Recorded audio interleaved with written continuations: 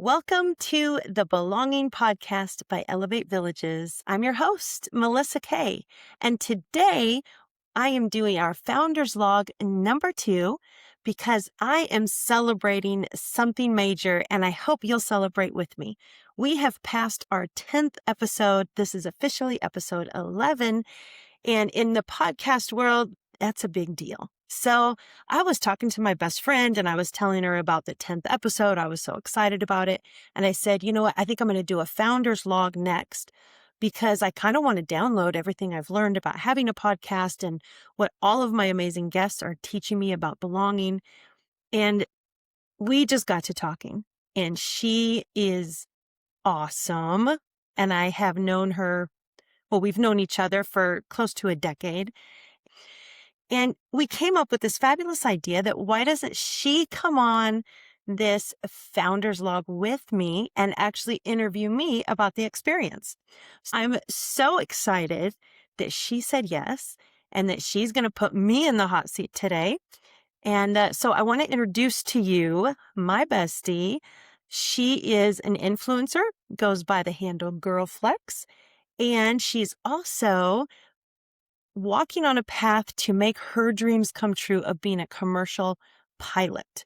She's in the middle of school.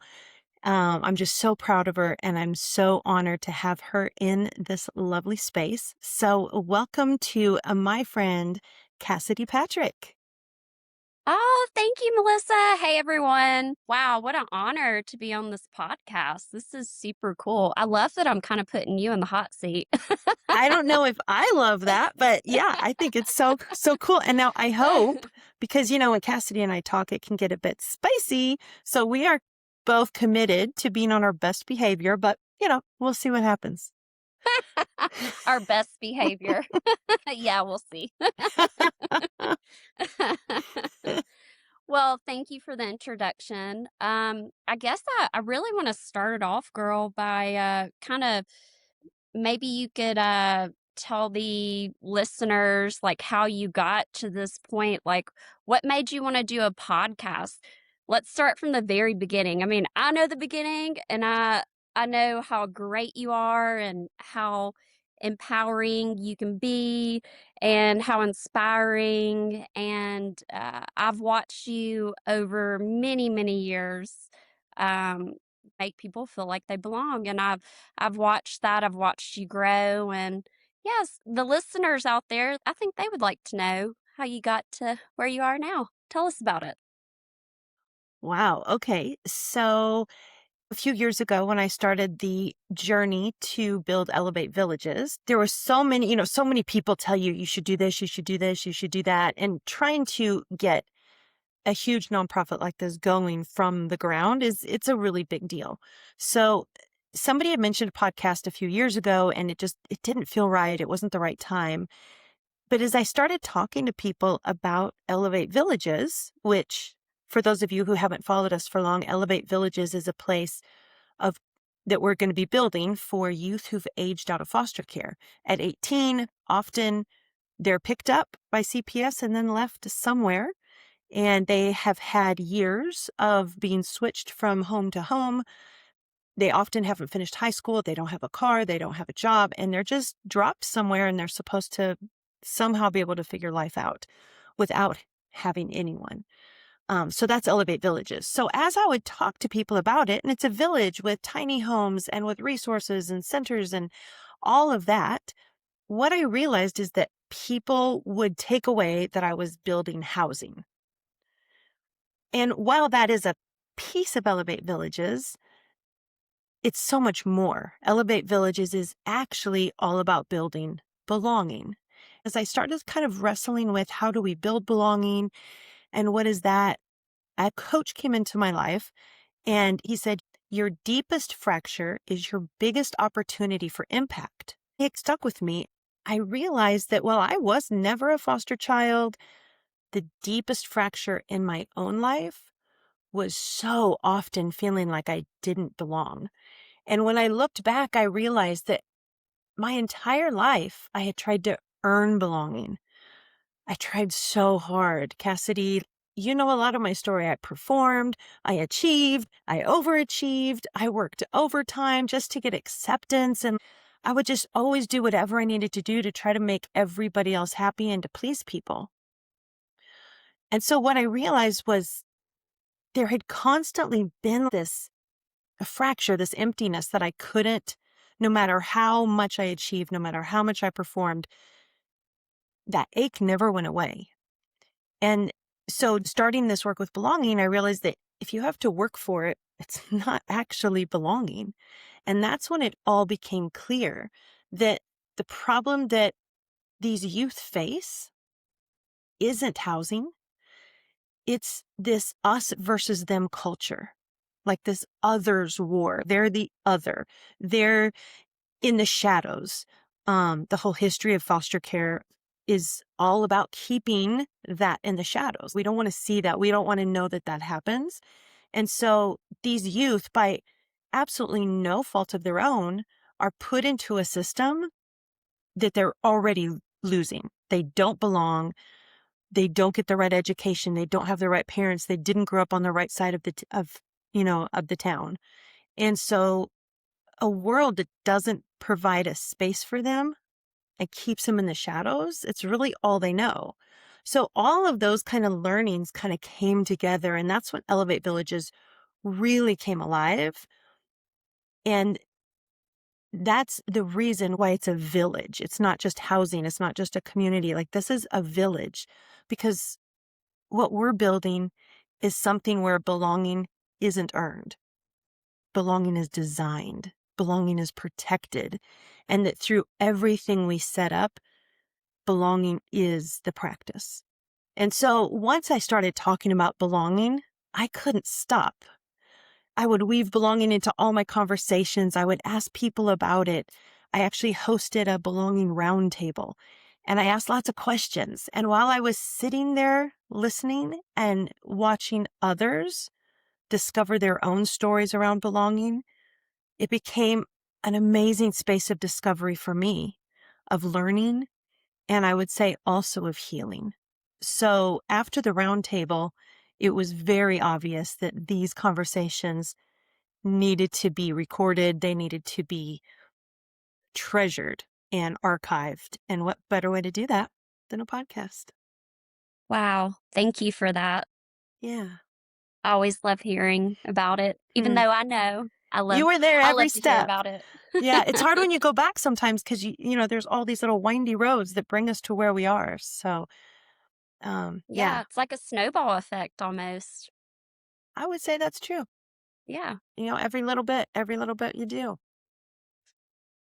Well, let's move on to some more questions. Okay. Fire Okay. away. All right. So after the 10 real deal interviews that you had, um, how's your listening totally changed? Like, what's the biggest difference in how you show up and how you hear people out now? I love this question. And I know you and I have talked about this a little bit. And honestly, I have to thank you and one of my other friends, Raquel, because I would say probably 6 months or a year ago, we started using like voice notes, like when we would have too long Oh of a yeah, text and we audio couldn't messages. audio messages. Yeah. And what I Yes. found out, because we're very active listeners, like you say something, I butt in, like we're just over talking each other. Pretty Yeah, we do. normal. And I think for besties, it's okay. But like, I found I was like that with everyone. And so when I would listen to a voice memo and there was no chance of responding because, it's just a recording, I just found that I was catching a lot more of what you were saying. So anyway, that was like the beginning steps. And then I Wow. started the podcast, and I would have like this whole idea of like the arc, like I want to start here and go there. And I, would research my guest and I'm going to ask him this question and that. But what I found was when I just sat back and like really listened, really authentic, real questions would come up for me. And so I now kind of enjoy, not kind of, I now would rather listen than talk. Honestly, coming in today's podcast, I'm like, oh my gosh, I'm going to have to do the talking today. So yeah, I've realized I have not been a great listener in the past. Um, Yeah, I'll listen until I know how to respond or what to say or how to inject something that feels valuable, but I don't listen long enough or deep enough. So the podcast is, I'm going to say I'd like to say I've arrived, but I know I'm going to get way better at this. It's definitely helping me learn how to listen. I love that. Thank you for that. I had a therapist and she taught me, because I told her one of the things that really bothered me about myself was like interrupting people, not really listening to them. And she taught me just like a simple trick, and I still use it to this day. I mean, it was probably 10 years ago she told me this. It was basically like each question you have come up, hold a finger for each question you have. And then you remember the total number of questions you have, but you don't then interrupt someone. So it's something I still use That's actually a till this great day. tip. That's a great tip. I'm leaving it in. That's a good one. Ah, awesome.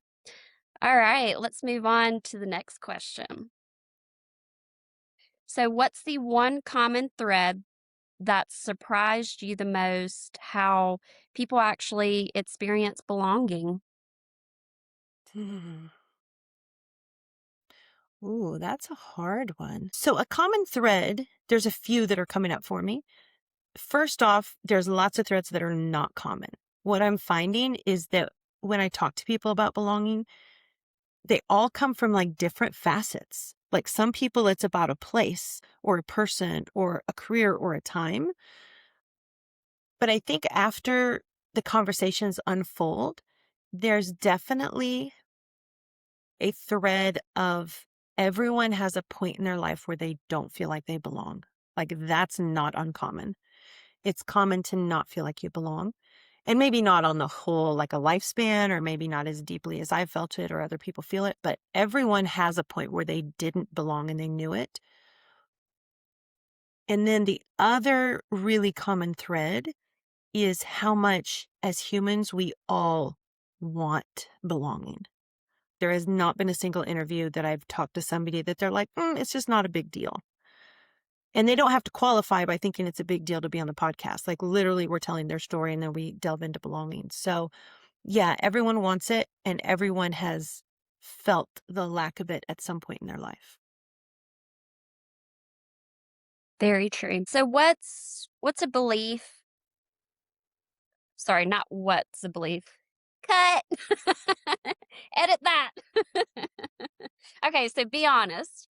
Was there a belief you walked in with at an episode, one that softened and shifted along the way? Hopefully that question makes sense. Hmm. I think over I'm going to say the first 3 episodes, I thought I knew what the people were going to talk about. Like I would formulate great questions, thinking that that I knew the answer. I'm like, oh, this will be great on the podcast. I'll ask this, and they'll say that. And what I found out is I don't know what people think about belonging. Like that's when it got really interesting. That's like where it like started. That's when I started getting even more engaged in this podcast because one person's experience isn't the same as the others. So I think it softened my expectations and it like widened, like it softened them and it widened them. Like it's so exciting now. Every single podcast, I'm like, so excited to learn another nuance. So it's that thing, belonging is that thing, like the more I learn, the more I don't know. So Wow. that's very exciting for me. Always learning, always growing, Absolutely. always learning. Yep. Yeah. What does belonging mean to you, Cassidy? Oh, I think belonging for me would be feeling safe in the company of someone else or a group of people. Uh, not feeling like it's that type of high school type energy where somebody's going to gossip about you Ooh. because, I don't know, you look a certain way that day or you look rough that day. For me, just to feel safe in the company of other people, Mm, um, and know that they're there for me. That feels like belonging to me.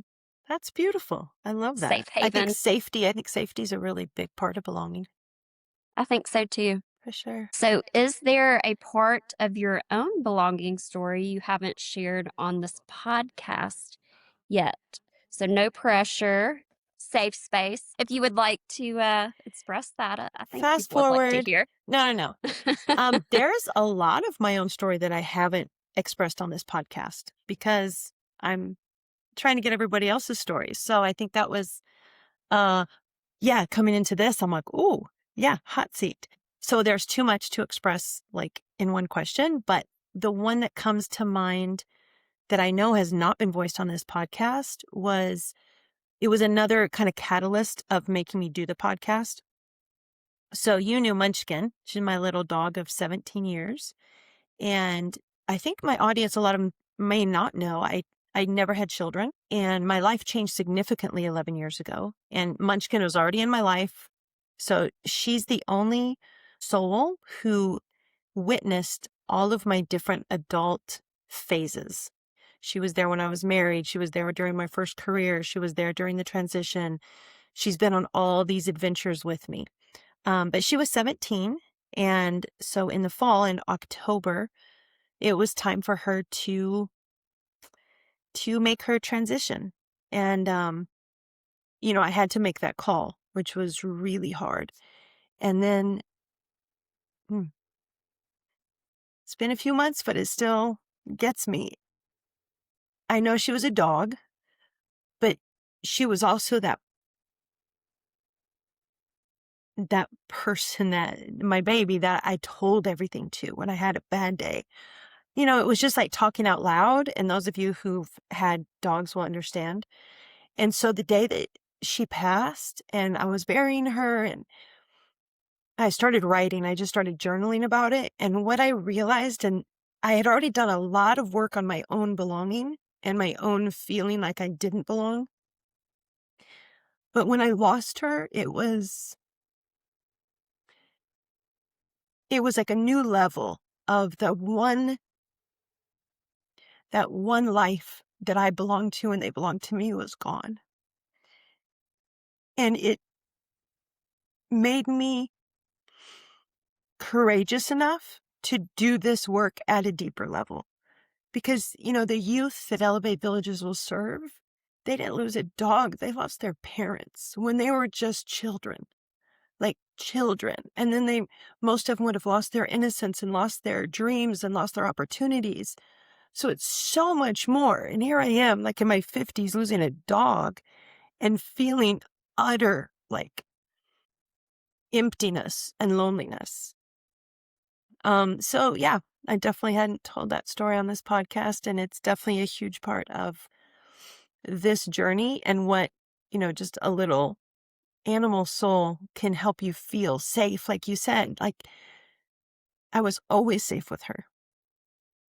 I love that you shared that, and I'm sure there's a lot of people listening to this that can totally relate, whether it's a dog or a human being. I mean, she was like a little person.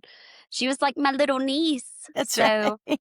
and you were her She went mama. everywhere with me. Yeah. Yeah. So, I get it. And this is what's going to make you so great in the future for these kids that elevate and also this podcast you Hmm. know?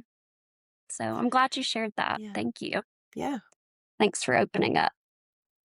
You Who got knew it. your bestie could get I'm it out of here. you? Yeah. I don't know that I've cried on a podcast yet. Hey, that's good though. People need to Good see it. job. You're going to be the Yeah. new host. Good Pulling job, in. Cassidy. You make people cry. You're I'll make pulling them the Barbara cry. Walters. Don't get me Uh, started on the circles and the levels. I will make them hey, cry. hey, go to Circles and Levels. Like in belonging, I actually had a guest that started talking about the different levels of belonging. And you're like Cassidy. Yep. So yeah, Circles and Belonging, little inside joke here for my listeners, but we will get to that. Yes, we will. Oh my goodness, I love that. So let's kind of swap Pivot? Can we pivot? yeah, or pivot. Let's pivot to more of like a leadership question. Ooh, So okay. how do you create that real sense of safety for your guests without controlling or steering the whole narrative? So I guess this would kind of be like a leadership type question. Yeah, yeah, and that's a good one because it's one that I'm still navigating my way through, because I think safety is really important for belonging. And anytime you create space for somebody, so whether it was, networking events, which is where you and I first met, or when I was fitting people with hearing aids, like all of the different things I've done in my life, creating safety for the person I'm with has been really important to me. And so, fast forward now to a podcast on something as intimate and emotional as belonging can be.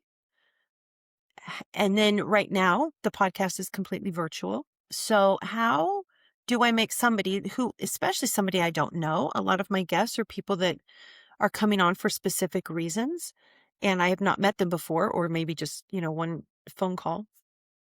And so, first off, I'm some podcast hosts will go back and do a bunch of like back end research about the person. Like really did like I was on a couple podcasts that they brought stuff up that I was like, "Whoa, how did you even know that about me?" And while that's okay, like certainly for some podcasts it's fine, I made the choice that I wouldn't do that for my podcast because I felt that creating space and asking somebody to talk about something as vulnerable as belonging, they needed to be able to show up who they needed to be in that day in order to do that. And if I was digging up something from the past that they weren't expecting, that felt a little out of integrity. Um, Also, the way that I try to create safety is like prepping them before the podcast. We send out a one page, we send an email. I check in with them the day before to see how they're feeling, what they're doing. We check in before we start the podcast. And even before they get on, as I'm setting up the space, as I'm preparing, like whatever time the podcast is, I start preparing about 2 hours before. And I'm setting the intention for the space. I'm setting the intention that the person feels like they can truly be curious about their own sense of belonging. Because I'm asking guests to come on who are not, many of them have not delved into the work of belonging or the academic study of belonging. They do other things. And then I ask them, hey, can we look at your story from a lens of belonging? So I know people are coming on with thinking new about this subject. And so setting those intentions so that not just do we get a good podcast or do we get a good soundbite, but when they leave the podcast, I want them to go back into their life with a new understanding of belonging and what it means. And not just so they feel like they belong, but the big thing I'm trying to get to with belonging is that if I feel like I belong and I know how good that feels, now I can provide belonging for someone else. And what I found, the other thing is sometimes when you provide belonging for someone else, by default, you belong. So I think providing belonging and keeping the space safe by what I do and don't reveal about them and setting those intentions, I think those would be the way that I've tried to handle it so far. And again, 10 episodes in, I have a lot still to learn. Wow, I actually did not know that piece of information that you don't do some type of, not saying like a background check, Mhm. but not that far, but really I'll digging look at their into their Facebook page. I right. do my due diligence enough to know who But they are, not but like, "Let me look 10 years back into yeah. your Facebook history or your Mm-mm. Instagram." There's no telling. Yeah. Um, I bet I that don't need does to make shock people you. feel Thinking about yeah, belonging can be shocking enough, honestly, because it seems yeah. like such a simple thing. And then the more you think about it, it's not. It's not as simple. Because I wouldn't like that. I mean, I wouldn't like being on a podcast episode and being interviewed, and then all of a sudden I'm just kinda thrown into this question that I'm like, "Wow, where did you get that from? That was like 10 years ago. Yeah. Like, why are we talking about this?" Yep. Yeah, so you make people feel safe, and that's good for future podcasters out there. They can know that about you.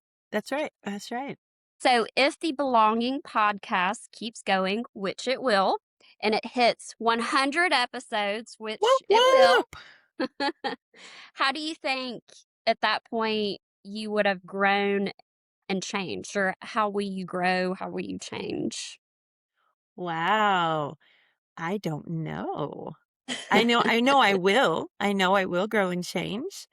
Um, Speaking into the hmm. future, I suppose, like, what do you see coming in the future? I think that I am going to be able to create more belonging than I even can now. I think that I don't think I'll ever master belonging. Like, I just think it's this, like, constantly moving, shifting, changing, amazing piece of being human. But I do think that I'll be able to identify more quickly where belonging is fractured and how I can facilitate or help create the conditions where someone can do the healing they need to do so that they can belong. So I hope I can get to that spot. I mean, I'm just thinking futuristic, like we're gonna have floating cars and oh, Well, and let me say this Melissa's gonna be too. in 1,000 episodes. I'll be happy to get to 1,000 episodes. Were we talking 100 or 1,000? Well, we were talking 100, but Okay, I didn't but that's wanna, okay. floating cars may take a while, so I didn't wanna say 100 for the floating cars, so that's why I said 1,000. I was So trying to here's the other thing for 100 podcasts on the fun side, like that was sort of the emotional, like intellectual side. On the fun side of 100 podcasts, that should put us into next year. And hopefully by then we'll be on tour. We'll be on the Belonging Tour by Elevate Villages. And on tour, we're going to be able to do in person, face to face interviews. And so that to me is going to feel even more like talk about belonging. Like I really Yeah. want somebody to be across the table from me, not across the screen from me. So I'm really grateful that we can do it this way now. But this whole belonging thing, where we're taking it, Cassidy, is like starting a movement of belonging. When we're on tour, we're going to do these events, and they're not like me speaking. It's about creating experiences where people can think more about belonging. And my hope is that as we do that and people understand what Elevate Villages is, the people who want to be a part of Elevate Villages, they're going to come. But the people who that's not their calling, maybe their calling is single moms, or maybe their calling is homeless, or maybe their calling is, working with prison. I mean, who knows? We all have different gifts and different things we're called to. We do. But one thing I know for sure is that this world as we are now is not creating belonging in the way that we need to for humans to show up as their best selves. I think I don't think it's a far stretch that anybody listening would say that we're just being our best selves right now. I think that we have a huge academic of this is mine and you can't have it and us and me and I'm better than you, and all that's doing is it's fracturing the human race. And Yeah. so all of the gifts that humans bring to the table can't be brought to the table because we're too busy fighting. So at 100 episodes, I do hope that the belonging movement has gotten a lot of traction. People that are coming to the events, people who are watching the podcast, more people talking about it, more people going back to their lives, whether it's from being on a podcast or being at a tour event, go back into their lives changed forever, that they'll never again not see somebody that needs to have a door opened for them, that they're just heart shifts and they want to make this a world where people can belong. So I think on the big dream of 100 episodes is that we'll see this movement gaining some traction. I love that. Yeah, we have way too much bad diversity in the world. Diversity is good, but Yes, not the type of diversity that we have right now, where it's absolutely. causing people to not feel like they belong. And yeah, it's sad. So I have high hopes for this podcast, and I'm really excited to see where it goes. But let's move on to the next question Thanks, since you're in the bestie. hot seat. Let's go. All right. So, what's one super practical thing someone listening could do to spark a little more belonging in their own life or someone else's life.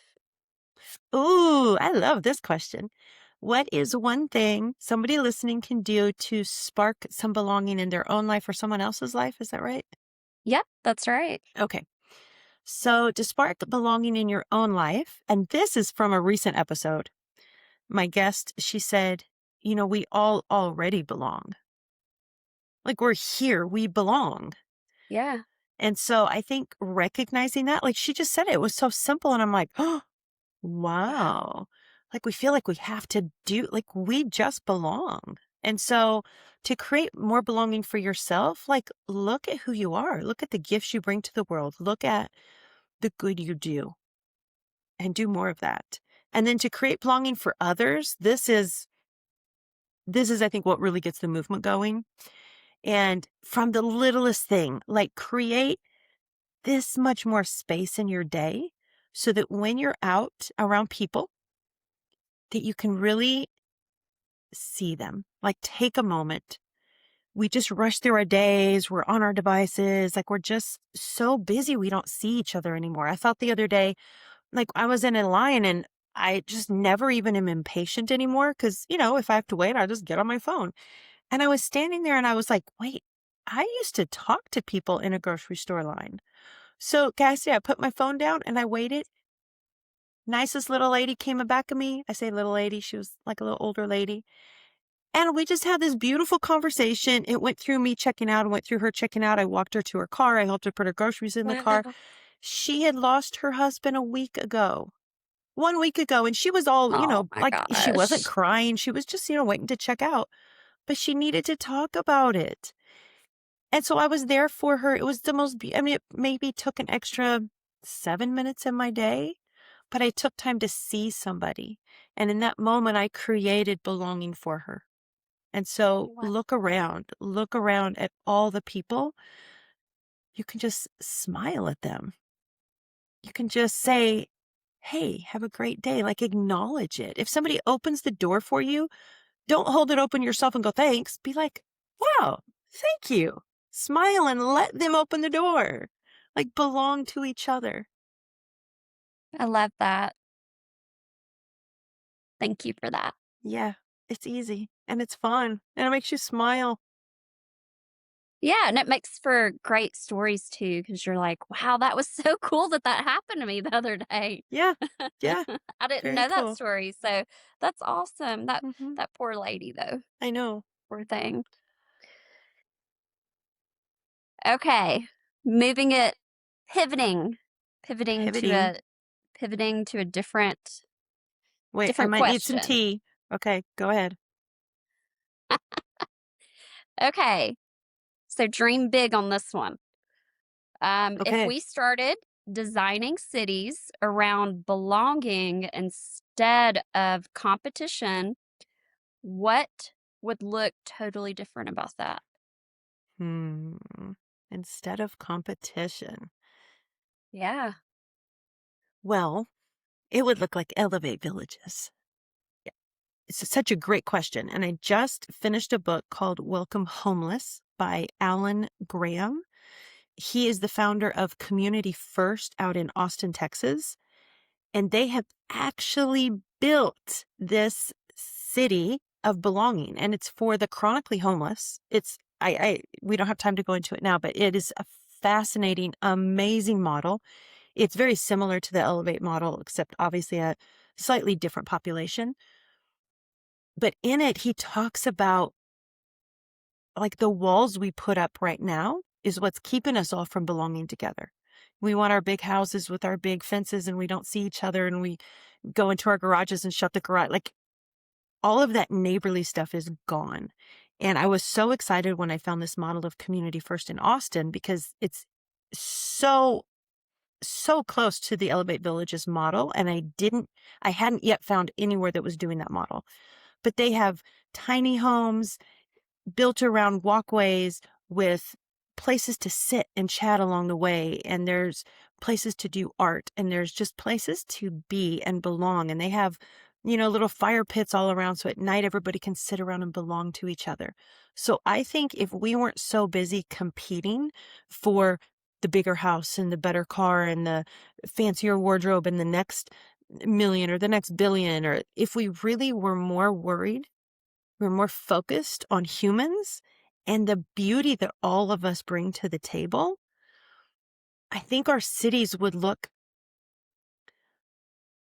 they would just look so different. Like your neighbor could be anyone. And when you were suffering, there would be people there for you. Nobody would have to die alone. Nobody would have their kids taken away by the government and given to some random stranger, because we would all know each other. And if somebody was in distress and in a place where they couldn't take care of their kids, we'd all step in. That's how a world of belonging looks. Does that make sense? Yeah, it does. Okay. I was unpacking it as you were saying it. Yeah, that's a really deep question. It's a really hard one. I could go with like the financial route, or I could go like the visual route, or there's like just so many different ways to think of that. It's a really cool question. I'll be thinking about that one for a while. Wow. That yeah, that's a lot to unpack. What did you say the name of that book was, and who was it It's by? yeah, it's called Welcome Homeless, like Welcome Homeless, because it's the homeless. And the author's name is Alan Graham, and the community is Community First. He started with, it's called Mobile Loaves and Fishes. So I think you can Google either Community First Austin, Texas, or Mobile Loaves and Fishes. They were mobile units they'd take out to feed the homeless. But what they found is that the homeless needed blankets and they needed socks. And they would just like make peanut butter sandwiches, and they would just sit there with them on the curb and eat with them and give them socks and blankets. And that's how the whole movement started. Build this amazing community that now houses like 200 people. Wow. That's so cool. How are we doing on time? Is it okay if I Yeah, keep asking? go for it. Oh, I like this one. Okay, who would you invite to your dream belonging dinner? Belonging dinner. I feel like I said that Ooh, weird. Uh, Anyone alive, passed away, historically, whoever. just one. Okay. Well, Yeah, I'm going to be or we could, if it's a like, group, you could do a group. okay, so I'm going to really go like, I want to be creative, but literally, if I could sit down with one person, past or present, to talk about belonging, it would be Jesus. Jesus of Nazareth. Ooh. Like, who better created belonging? Like, he came and like didn't just go to his people, but he opened it up to other people, and people that the government of the day and the religious leaders of the day would never have talked to the people that he hung out with. Like, I just, I think Jesus created belonging everywhere he went.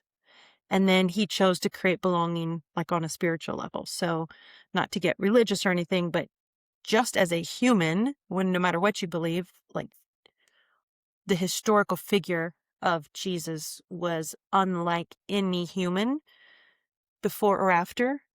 The second one I would want to would be another sort of in that vein, like Mother Teresa. And I'm Wow. not Catholic, but I have followed her work for a long time and read a lot of her books. And she had this way of kind of the same way, like she would go to the people that no one else would see or look at or help, and bring them so much love that, like, again, created belonging everywhere she went. So I would love to pick either one of their brains along. Like, I would just love to sit down and have dinner and learn from them. And then on a modern one, I would want to talk to Oprah, because I think the Oprah show got so popular because she created belonging. Like, people felt like she created such a space for them to feel comfortable. And then number 4, can I have a number 4? Okay.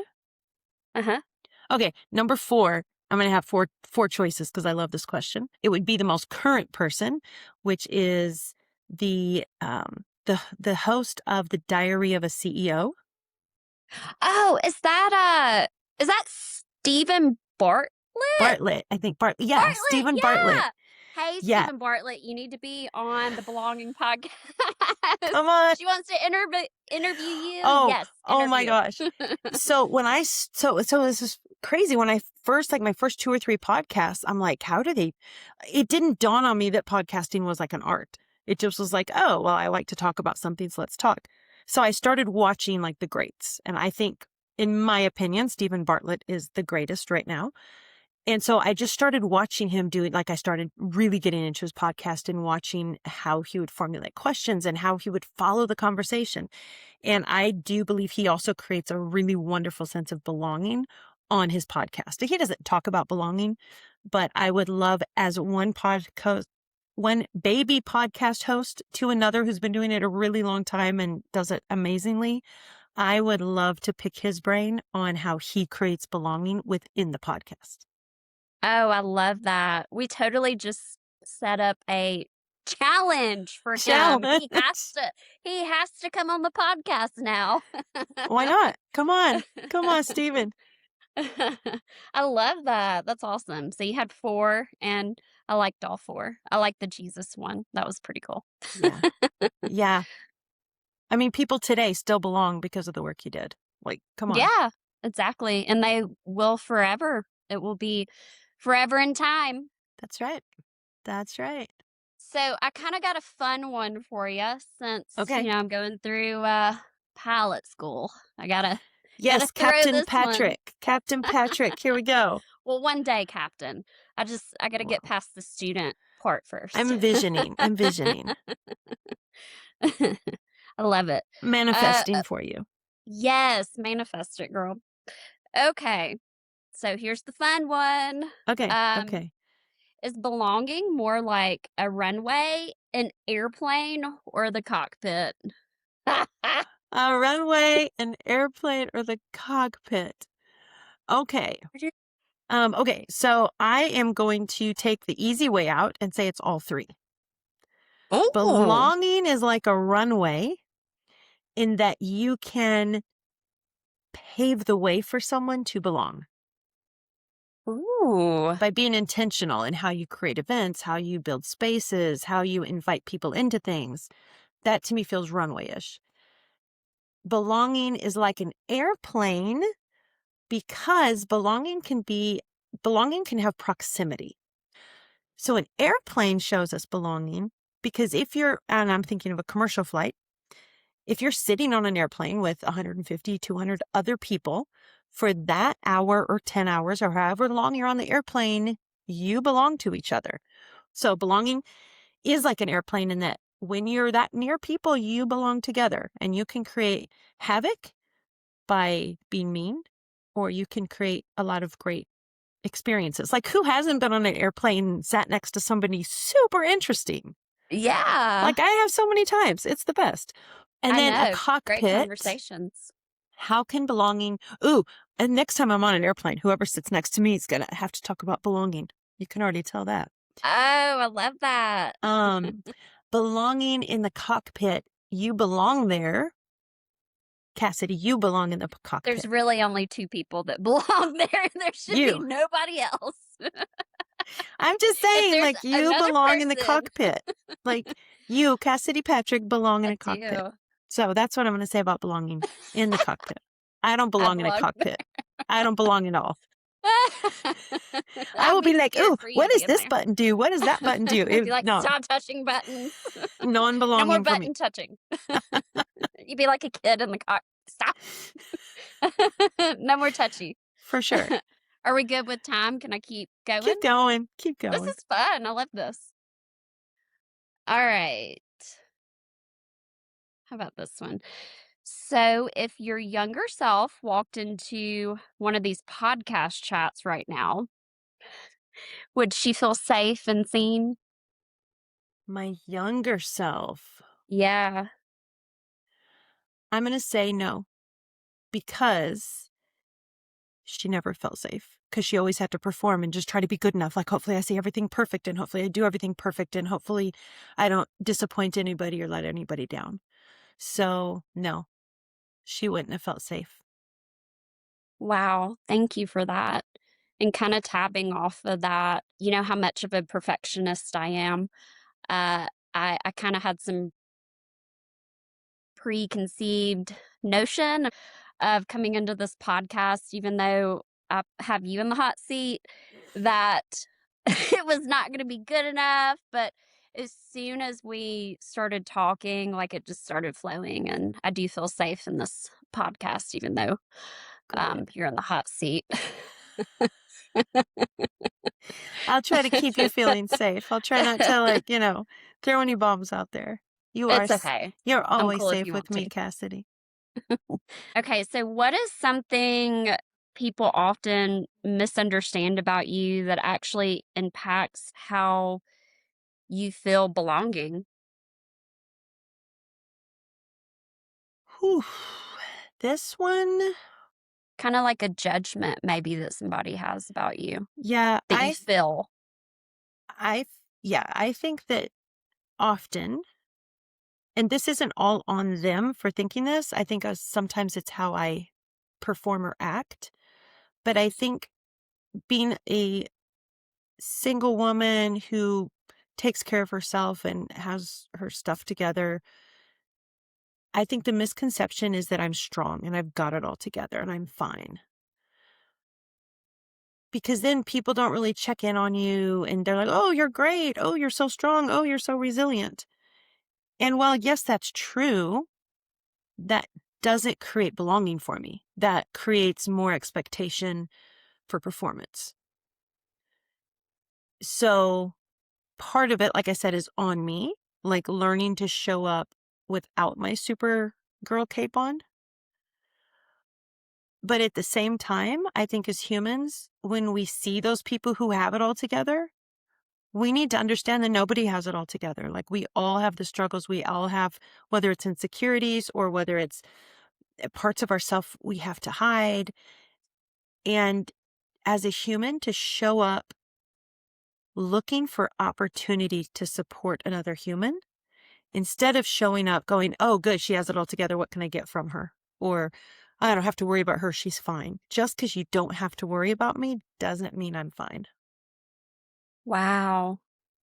Yeah, I can totally I feel that way a lot too. It's like, "Oh, yeah, you got it together," and it's almost like looking at someone's social media, yeah, because 'cause they're not gonna post all the bad moments, they're gonna Right. post all the great moments, and, yeah, I think, maybe social media in a way has taken away the feeling of belonging because everyone just has this picture perfect, and Mm, it's not like that. it's a good point. I think that's a really good point. You know, maybe more than ever, people are feeling less belonging because of social media and the perfectionism that they show, and there's nothing wrong with that, I'm just saying, I feel like it's created this sense of, "I don't belong anymore." Right, right. And all the filters, like, wow, look how great I look with all these filters and Yeah, all the and then if out in public, like I know because I study a lot on Generation Z because they'll be the first youth in the village. They were young during COVID and they've really grown up in this Instagram world, online, and they've all been hiding behind computers for so long. Um, that generation now, like, how terrifying must it be to be in public and, like, have to interact in the moment? Like, I can't type something in AI or do a Google search, like, I have to, like, talk. yeah, There's a bit of a thing for that right now. So, I think all of us and that kinda goes back to what I said earlier about leaving a little bit of more space in our life so that we can be present in the moment and be with someone. True, like even if they're a strong, got it all together, I'm doing great person. If we take a moment to breathe when we're with them, that's when we can start noticing, oh, this is where I might be able to affect. And we don't have to say we're helping them or, oh, you need help, but everyone needs support. We all need to belong. We all need to have a safe space. Everyone. we do, outside of Yeah. social media. Especially outside of social media. Yes. And I don't think social media is very safe. to be honest. No, it's not. Not safe at all, but we could talk about that for, like, 3 hours of how unsafe and bullying and, Absolutely. and trolls and And those yeah, we've keyboard all dealt with it. warriors. Yeah. It's awful. Because they Um, don't belong, but they don't and that they're trying to like, look at me, because in their real life, they don't feel like they no. belong. So, So yeah, they have to go to that. Well, so sad. hoping this podcast can change a lot of that for a lot of your viewers and listeners, and yeah, I have high hopes, different levels. Gotta get Different levels. If we all work together, it will. Like, I can't do it alone. I need my beautiful Yeah. guests coming on. I mean, need my listeners. I need people liking and subscribing and sharing. And as we keep sharing and talking about belonging and creating spaces of belonging, it'll happen. Okay, finally, here's our last question. What's the quiet theme that's been emerging across the first 10? Like, I feel like there's something bubbling under the surface. I think the theme that I hope is the theme emerging is that if, as humans, we're not creating belonging, why are we here? Wow, that's impactful. Well, that's it. Melissa, thank you for having me. This has been an honor, and as your best friend, Cassidy, let's do thank this. you. You definitely have always created belonging for me. Thank you Oh, so much for being in this space. Thank you for being on my journey the last almost 10 years of watching me learn about myself and heal and step into this, huge vision of Elevate Villages. And to you, my listeners, thank you for being here. Thank you for hanging on through this uh, bestie podcast, Founders Log number 2. And thank you, of course, to Dee Laughlin, our beautiful patron who makes this podcast possible. We just want to honor you for a moment. This has been the Belonging Podcast by Elevate Villages, where we build belonging together. bye.